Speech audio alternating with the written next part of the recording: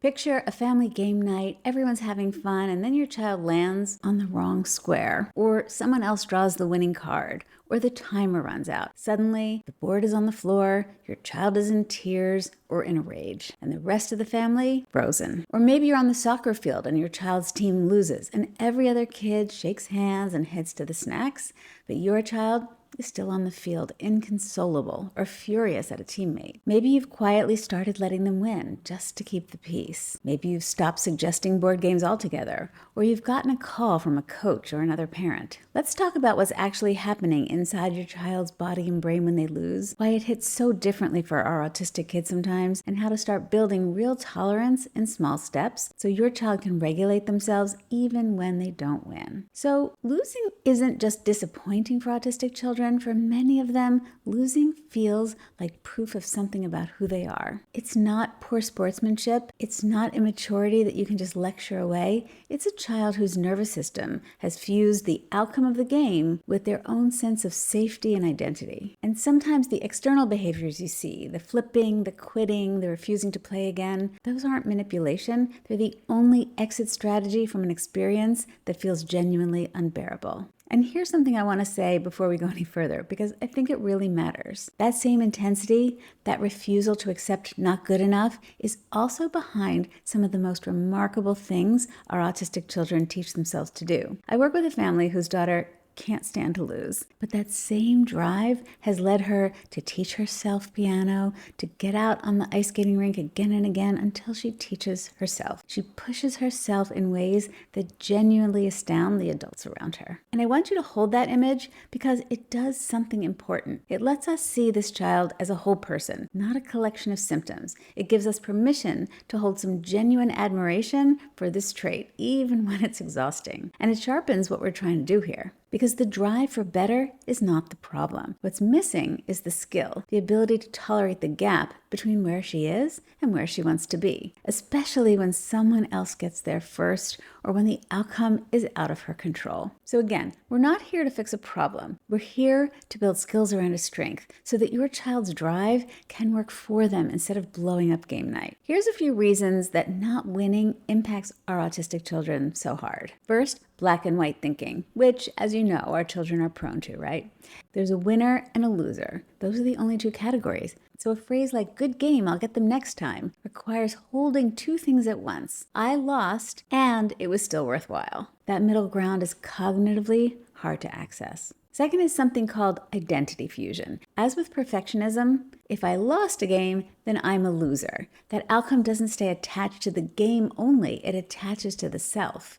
That's why it's just a game lands so badly. To them, it isn't just a game, it's a verdict. Third is the unpredictability problem. Our kids like predictability, and games have rules, but not guaranteed outcomes. For a child who relies on predictability to feel safe, the randomness of a dice roll or an opponent's good move can feel like betrayal of the whole system. They thought they understood how this worked, and then they didn't win, and now nothing is reliable. Fourth is interoception and the physical experience of losing. That feeling of losing often has a strong physical component. That hot face, the tight chest, the stomach drop. Many autistic children have difficulty reading or tolerating those internal signals. The body screaming before they have any language for what's happening. I want to mention briefly the just let them win trap, because we've all done it. When your child is very young, letting them win can make a lot of sense, right? It can be developmentally appropriate. It protects the relationship. It helps keep games accessible when their skills are genuinely developing. But here's what happens when it becomes the default. Your child never builds the actual skill of tolerating a loss. The game stays enjoyable because it's never real.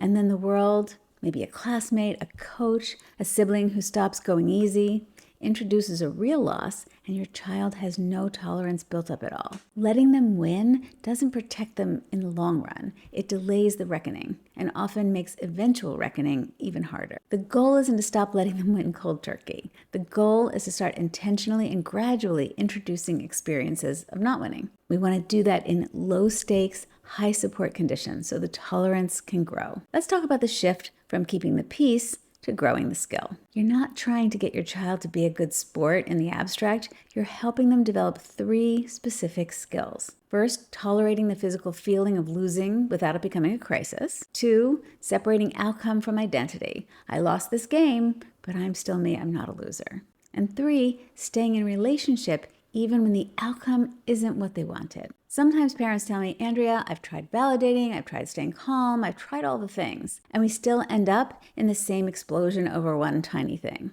If that's you, you may need just more customized plan than I can give you in a single YouTube video. What I'm sharing here are really important foundations. Inside my coaching program, we zoom in on your specific child, your specific moments, and we go deeper to build a plan that works for your family. If that's the kind of support you've been wishing for, there's a link in the description where you can learn more and see if it's a good fit. And now let's get into some concrete tools you can start using today. So step 1 would be to start with some games that have built-in randomness, not skill. Games like Chutes and Ladders or the card game War or Uno. Nobody wins because they're better. The card just falls that way. This separates losing from personal failure. And you can narrate this explicitly. See, I just got a bad card. It happens to everyone, even me. Step 2 would be to play cooperatively before you play competitively. So cooperative games such as, there's a board game called Hoot Owl Hoot. It's a color matching game that you play as a team, and it lets you establish an us against the game framework. So when you lose together, the child and parent, it's a gentler entry point than child versus parent or child versus anyone else. Step 3, narrate your own losses out loud in real time. Oh, I landed on the wrong square. I feel a little frustrated. I'm going to take a breath and keep going. You're just modeling both the feeling and the recovery. This is more powerful than any conversation that you'll have outside the game. Step 4 is shrink the game, shrink the stakes. So instead of a full Monopoly game, maybe play 3 rounds of a card game. Shorter games mean more chances to practice losing, and the loss is over faster. Frequency of low-stakes exposure is more useful than enduring one long high-stakes game. And 5, you want to introduce tiny, manageable losses intentionally. Once you've started building a foundation, started not going easy on them, you can telegraph it. You can say, I'm going to play my real cards this time. Let's see what happens. Give them advance warning. Give them an exit ramp if the emotion gets too big. Celebrate the attempt, not just the outcome. Here's what you can do in the moment when things do fall apart. First, saying it's just a game and you almost won will not reach them. The cognitive brain is offline, so skip the logic. Name the physical experience first. It looks like your body might be feeling really upset right now. That makes sense. You can give them an exit that preserves dignity. Not go to your room, but let's take a break from the game and we can come back later, or just sit quietly nearby. And if you do want to talk about it, do it afterward, not during, when they're regulated. That's when you can have a brief, low-key conversation. Keep it short, no lectures. I want to make a quick mention about sports teams and coaches. Your child may want to play on a team, but in that case, losing is public. It involves peers, and it may happen without you right there. So you might want to consider, does the coach know that your child has an issue with this? Is there a signal your child can use when they're approaching their limit? And for team losses specifically, the identity fusion issue gets more complicated, especially if there's a teammate they want to blame. Losing as a team is its own skill and worth naming briefly. When we lose together, sometimes our brain looks for someone to blame, a teammate, a referee, a hard call. That's the black and white thinking doing its job. It needs somewhere to put the loss. Your child isn't a bad sport. They're just a child whose nervous system hasn't yet learned that losing is survivable. And that even when they lose, they're still whole and still loved and still capable, even when the game didn't go their way. The child who can't stand to lose is often the same child who will work harder than anyone in the room to get better. Your job isn't to soften that drive, it's to help them stay in the game long enough to let it do its work. That's a skill, and like all skills, it grows with support and practice and time. Your greatest impact starts with developing the clearest possible picture of your child and not their behavior. It's a picture of the child beneath the behavior, what they need, what they're capable of, what the gaps are showing us. And when you see your child clearly, you become the support that accelerates their growth. That clarity is the work. I would love to hear in the comments, what's the hardest losing moment you've had with your child? Is it board games, sports, video games? I'd love to hear what you're navigating. And it also helps other parents, so feel free to drop it in the comments. I'd love to see it. I also recently did a video on perfectionism, which is a related theme, so I'll drop that in the description box below if you're interested in that video. I'll see you in the next one.